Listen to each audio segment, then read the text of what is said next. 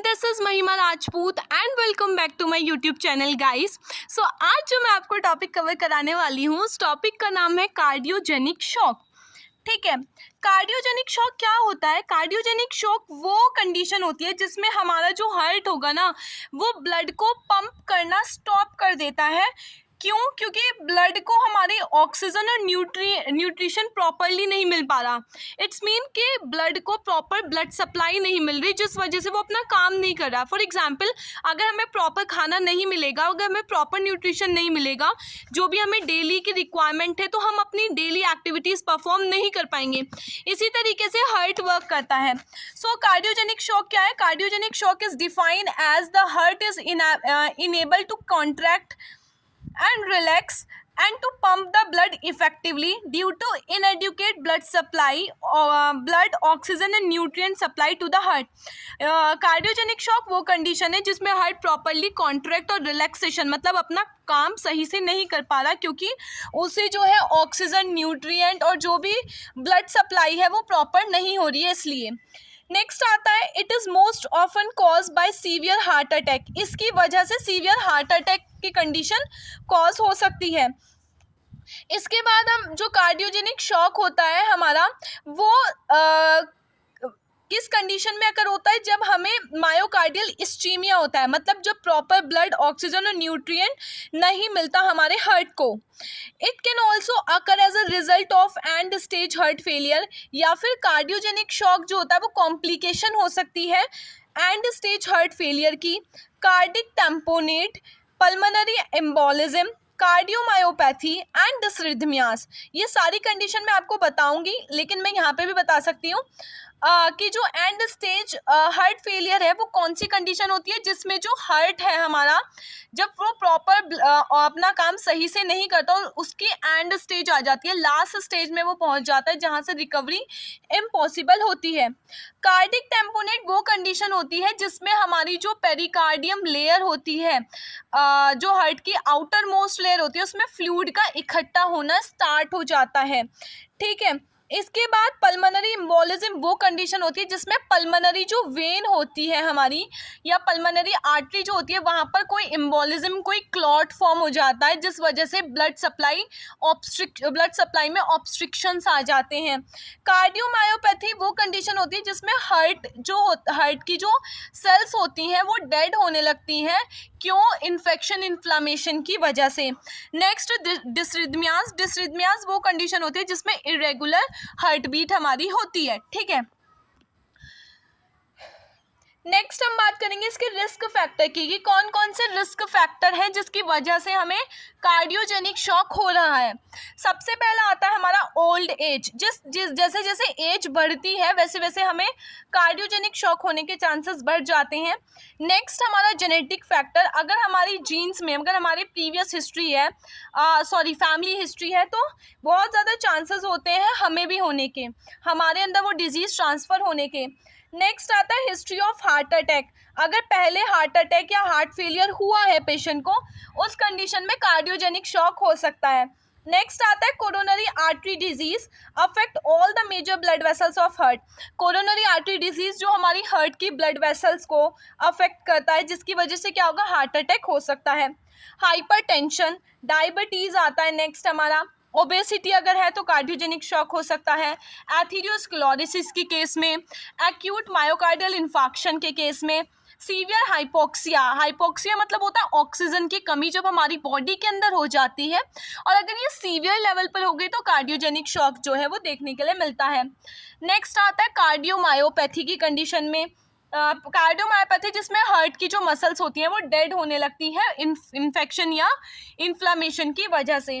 Next आता है हमारा पेरिकार्डियल टैम्पोनेट। अगेन हमारी पेरिकार्डियम लेयर में फ्लूइड का इकट्ठा हो जाना। एसिडोसिस और एल्कलोसिस, इसकी मैं सेपरेट वीडियो आपको दूंगी जिसमें मैं इसका पूरा कॉन्सेप्ट बताऊंगी। ये हमारे पीएच के बेस पर होता है, हमारे ब्लड के पीएच के बेस पर होता है। नेक्स्ट, अगर मैं यहाँ पे समझाऊंगी बहुत बड़ा हो जाएगा और शॉर्ट फॉर्म में ये समझ में नहीं आएगा। नेक्स्ट आता है डिसरिथमियास वो कंडीशन होती है जिसमें इरेगुलर हार्ट बीट हो जाती है। नेक्स्ट आता है हमारा ट्रॉमा के केस में। स्ट्रक्चरल एबनॉर्मलिटी अगर है तो कार्डियोजेनिक शॉक हो सकता है। वॉल्वुलर एबनॉर्मलिटीज, जो मैंने आपको वॉल्वुलर हार्ट डिजीज पढ़ाई थी, स्टेनोसिस, रिगर्गिटेशन, उस कंडीशन में हमें कार्डियोजेनिक शॉक हो सकता है। वेंट्रिकुलर सेप्टल डिफेक्ट अगर हमें है या रप्चर हो गया सेप्टम, हमारा वेंट्रिकल्स के बीच में जो दीवार होती है, जो सेप्टम होता है, जो लेयर होती है, अगर वो रप्चर हो गई है या उसमें कोई भी डिफेक्ट आ गया, उस केस में हो सकता है।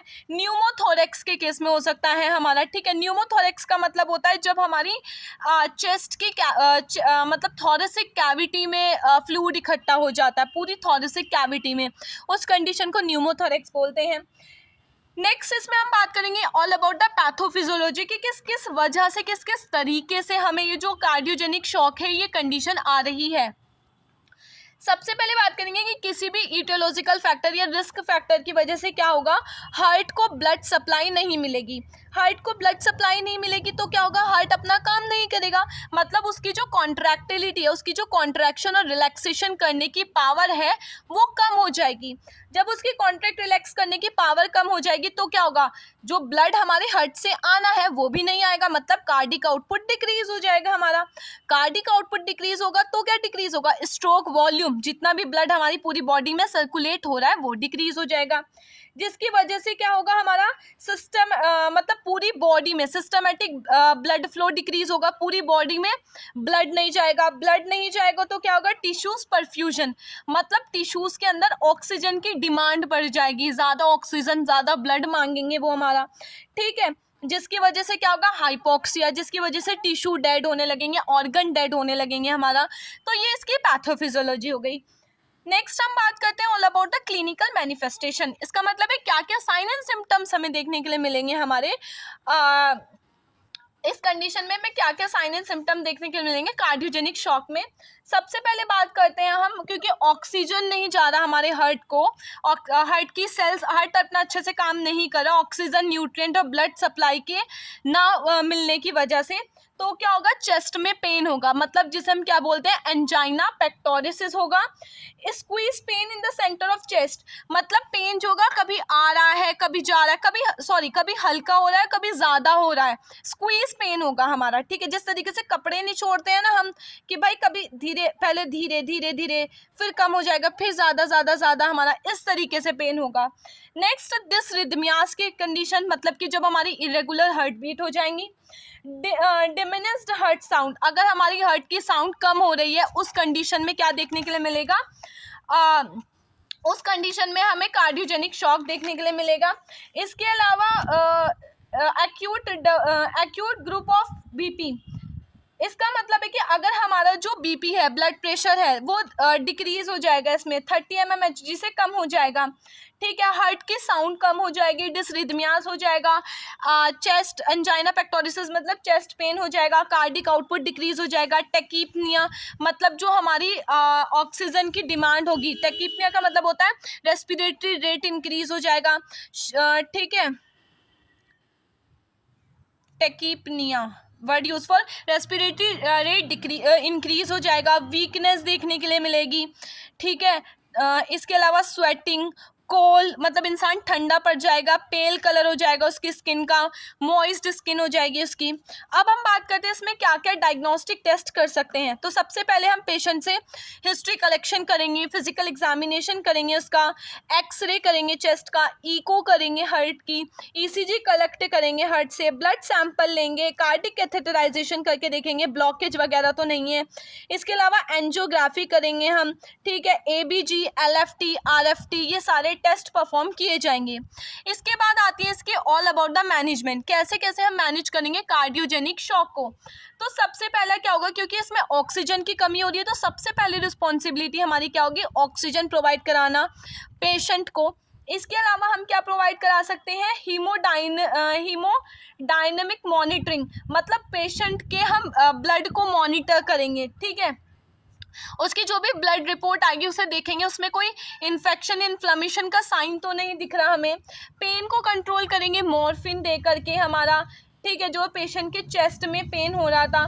इसके अलावा क्या करेंगे, हम नॉन इपिनेफ्रिन मेडिकेशन देंगे, या फिर इपिनेफ्रिन मेडिकेशंस हमारी दी जाएंगी। क्यों दी जाएंगी, वेसल्स के प्रेशर को कम करने के लिए, ठीक है। इसके अलावा हमारा इसमें सर्जिकल मैनेजमेंट, तो सर्जिकल मैनेजमेंट में इसमें 2 सर्जरीज होंगी। एक होगी CABG coronary artery bypass graft, और दूसरी होगी वॉल्व रिप्लेसमेंट। ये दोनों की दोनों सर्जरी मैंने आपको कोरोनरी आर्टरी डिजीज़ में, हार्ट अटैक में, और प्लस इसी के साथ साथ जो वॉल्वुलर डिजीज़ मैंने आपको पढ़ाई है, एरोटिक स्टेनोसिस और रिगर्गिटेशन, विद प्रॉपर डिटेल वहाँ पर उन वीडियोस में मैंने आपको समझा रखी है। तो आप जाइए उन वीडियोस को चेक कीजिए और वहाँ से समझ लीजिए कौन कौन सी CABG मैंने आपको 2 कंडीशंस में पढ़ाई है। सबसे पहले कोरोनरी आर्टरी डिजीज़ में पढ़ाई है, एथेरोस्क्लेरोसिस के केस में तो मैंने एथेरोस्क्लेरोसिस के केस में पढ़ाई है, और हार्ट अटैक के केस में पढ़ाई है। 3 जगह पढ़ाई है। वॉल्व रिप्लेसमेंट में क्या, वॉल्व रिप्लेसमेंट मैंने वॉल्वुलर हार्ट डिजीज़ में पढ़ाई है, एरोटिक स्टेनोसिस और रिगर्गिटेशन वाली वीडियो में। नेक्स्ट हम बात करेंगे इसके नर्सिंग मैनेजमेंट की। नर्सिंग मैनेजमेंट से पहले मैं आपको बताना चाहती हूँ एक बार कि CABG क्या होता है। CABG में हमारा ये करते हैं कि जो हार्ट होता है ना, उसे हमारी एक आर्टिफिशियल मशीन से कनेक्ट कर दिया जाता है, और जो हार्ट की आर्टरी जिसमें भी ब्लॉकेज वगैरह होती है, जिस वजह से हार्ट को प्रॉपर ब्लड सप्लाई नहीं मिल रही है, उस आर्टरी को कट करके वहाँ से हमारा दूसरी आर्टरी से कनेक्ट कर देते हैं। मतलब एक बाईपास, एक शॉर्टकट रास्ता क्रिएट कर देते हैं, ठीक है। और जो वॉल्व रिप्लेसमेंट होता है ना, इसमें ये होता है हमारा कि जो पुराना जो खराब हो गया वॉल्व, उसे रिप्लेस कर देते हैं नए वॉल्व के साथ। नर्सिंग मैनेजमेंट में क्या करेंगे हम, नर्सिंग मैनेजमेंट में पेशेंट की हिस्ट्री कलेक्शन करेंगे, उसका फिजिकल एग्जामिनेशन करेंगे, उसके वाइटल्स को मॉनिटर करेंगे हम। इसके अलावा वाइटल्स मॉनिटर करने के अलावा उसको 100% ऑक्सीजन प्रोवाइड कराएंगे, उसको सेमी फॉलोअर्स पोजीशन देंगे, डीप ब्रीथिंग एक्सरसाइज के लिए इनकरेज करेंगे पेशेंट को, अच्छी न्यूट्रिशनल डाइट देंगे उसे, उसका इनपुट आउटपुट चार्ट मेंटेन करेंगे। पेशेंट को चेस्ट फिजियोथेरेपी दी जाएगी अगर किसी भी तरीके का सिक्रीशन वहाँ पर दिख रहा है तो, ठीक है। इसके अलावा हम पेशेंट को क्या दे सकते हैं, डाइवर्शनल थेरेपी दे सकते हैं, पेन को रिड्यूस कर पेन से उसके माइंड को डाइवर्ट करने के लिए। इसके अलावा एनाल्जेसिक्स देंगे एज प्रिस्क्राइब बाय डॉक्टर, ठीक है, जितनी भी मेडिकेशन डॉक्टर प्रिस्क्राइब करेगा। पेशेंट को प्रिपेयर करेंगे हमारे डायग्नोस्टिक टेस्ट के लिए, उसे प्री टेस्ट और पोस्ट टेस्ट केयर प्रोवाइड कराएंगे पेशेंट को, ठीक है। उसका पार्ट प्रिपरेशन करेंगे in case of cardiac catheterization. अगर पेशेंट कार्डिक कैथेटराइजेशन के लिए जा रहा है तो उसका पार्ट प्रिपरेशन करना पड़ेगा हमें, ठीक है। पेशेंट को प्रिपेयर करेंगे हम सर्जरी के लिए, तो उसमें हम प्री जो भी सर्जिकल मैनेजमेंट होता है, पोस्ट सर्जिकल मैनेजमेंट देंगे। जैसे कि प्री सर्जिकल मैनेजमेंट में हम पेशेंट की प्रॉपर डिटेल्स को तैयार करेंगे, डॉक्यूमेंटेशन तैयार करेंगे, पेशेंट को के पार्ट को प्रिपेयर करेंगे। इसके अलावा जितने भी आर्टिकल्स होंगे उन्हें रेडी करेंगे, ठीक है। फिर इसके बाद जो भी पेशेंट को साइकोलॉजिकल सपोर्ट देंगे, जो भी पेशेंट के पास अगर एक्सेसरीज है, कोई ज्वेलरी पहन रखी है, उन सब चीज़ों को रिमूव करेंगे। पोस्ट में हम क्या करेंगे, पेशेंट के वाइटल्स को मॉनिटर करेंगे, क्योंकि पेशेंट को एनेस्थीसिया दिया जाता है सर्जरी में, तो उस टाइम पर क्या चांसेस होते हैं, वाइटल्स के फ्लक्चुएट होने के चांसेस बहुत ज़्यादा होते हैं, तो वाइटल्स को मॉनिटर करेंगे हम पेशेंट के। इसके अलावा उसे अगेन पेशेंट को कोई किसी कॉम्प्लिकेशन के लिए ऑब्जर्व करेंगे। अगर कोई भी एबनॉर्मल सिम्टम हमें दिखता है तो हम फिजिशियन को क्या करेंगे, फिजिशियन को इन्फॉर्म करेंगे, ठीक है। इसके अलावा हम क्या कर सकते हैं, जितनी भी मेडिकेशन होंगी, जो भी डॉक्टर प्रिस्क्राइब करके गए हैं, वो मेडिकेशन हम पेशेंट को देंगे, ठीक है। सो यस, ये सारा नर्सिंग मैनेजमेंट हम कार्डियोमायोपैथी के केस में कर सकते हैं। तो आज के लिए सिर्फ इतना ही। अब मैं आपसे नेक्स्ट वीडियो में नेक्स्ट टॉपिक के साथ मिलूंगी। अगर आपको वीडियो इन्फॉर्मेटिव लगा हो so kindly subscribe to my channel, like the video, share, bye, thank